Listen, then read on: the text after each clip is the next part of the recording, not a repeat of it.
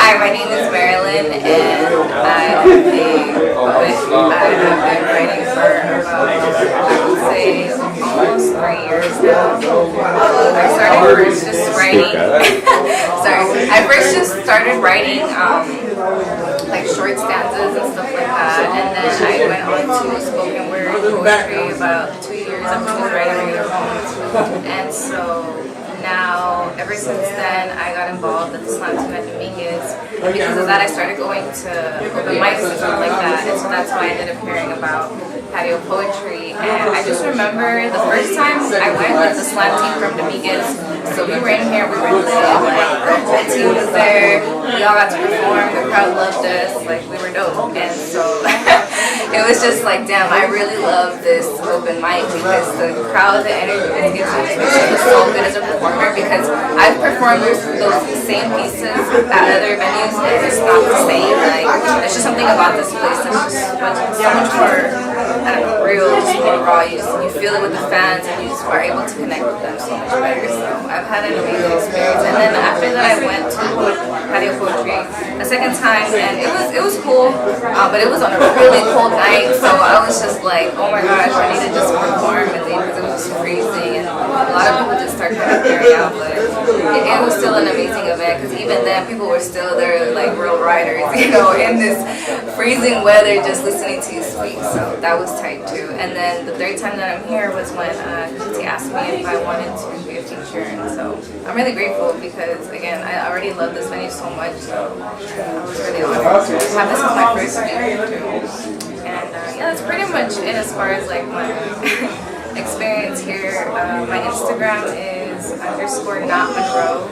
So not like NOT Monroe, NOT, like Marilyn, but not.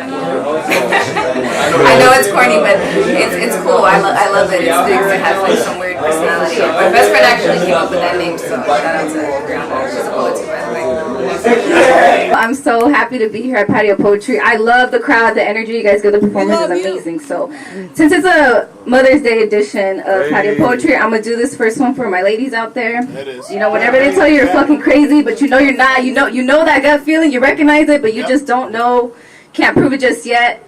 You know what I'm talking about. This one's for you guys, okay?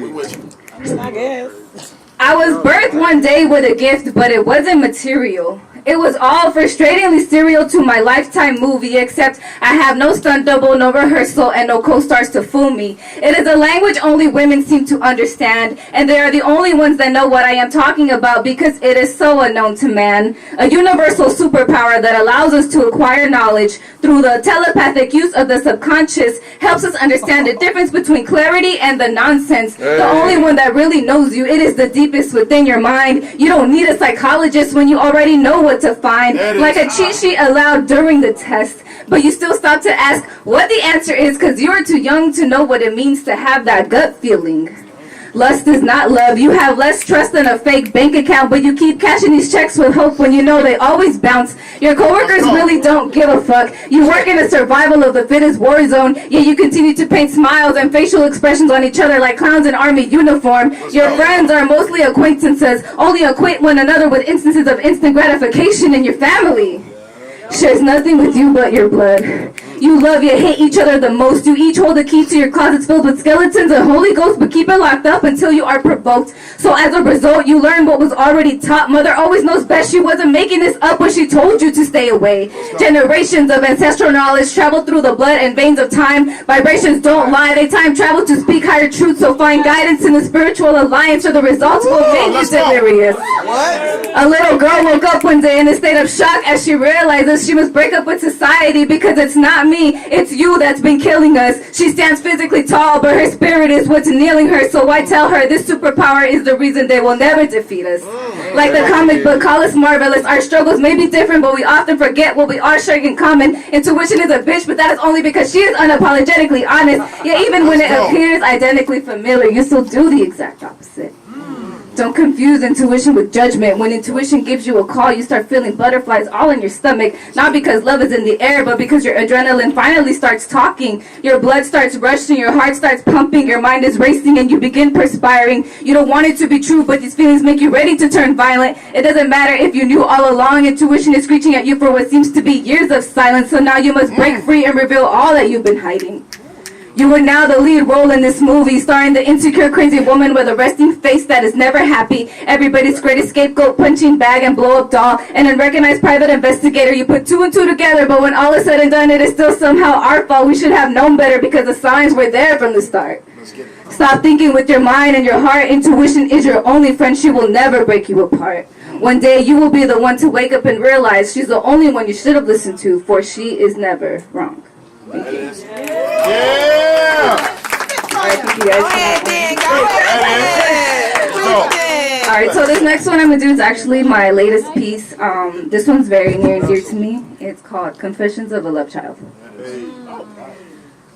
There is a whirlpool of energy twirling in my heart. Two opposing currents fighting over what the other wants, and each time an earthquake of love comes vibrating in. A tsunami wave channeling my inner intuition because a man better get right or get left.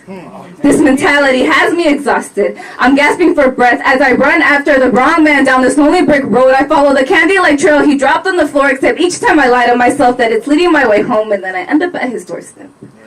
With a fur coat on, pretending that it will stay on, but beneath it I'm already undressed, and I lean in for a kiss, but he goes straight for my neck as he sucks the life out of me. But I don't scream, I just moan, this sinister feeling that makes the goosebumps on my inner thighs connect pressure points, a sequence puzzle revealing an image of rolled up joints to medicate this bullshit. Because this game I continue to play, it makes me fucking sick, an emotional roller coaster with no sense of direction, a never ending cycle except with different men. See, I've been single for years, but I'm never alone on the weekends. Let's get So I decided I need to focus on myself because this guy I'm searching for is hiding in great stealth. I want the stability and strength of a man that I've never felt, not financially, but in emotional intelligence and mental health. My father, the man who birthed me, yet never even stopped to help me. Shit, he never even held me, but he was the first man that ever left me. He missed all that I came to be and never even thought twice of how it affected me. I stand here as testimony to the real life consequences of an unfaithful man and his side chick. A behind the scenes confession of the worst thing that can happen when you want the sex but not the relationship. So call me crazy for thinking and feeling this intensely, asking me to call you papi, not knowing that it will actually mean something. Let's go. A story about the history of her story and repeat. A love child who wants love so bad she goes the extra mile for guys who are just as lost as little boys in the store's toy aisle. Except I'm not your PlayStation. You can't turn me on and off whenever you feel like it. You said I'm a control freak, but you're the only one playing games. I finally figured out why being ignored and treated like shit makes me remain close, but sincerity makes me fly away. I'm Casper the Ghost.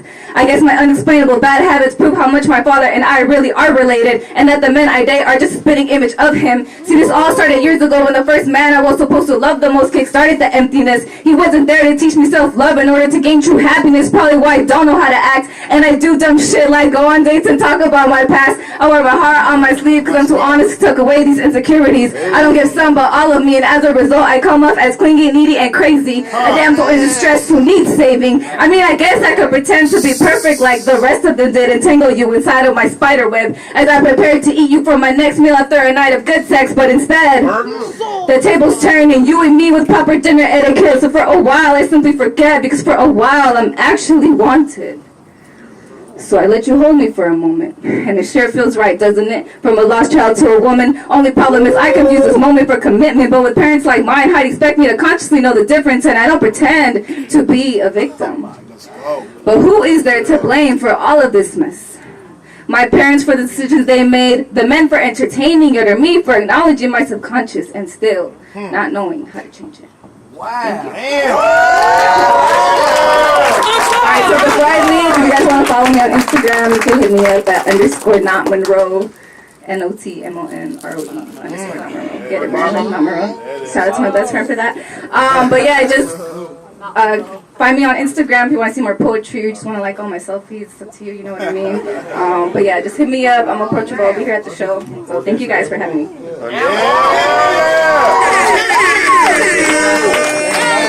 Y'all give it up for Marilyn one more time.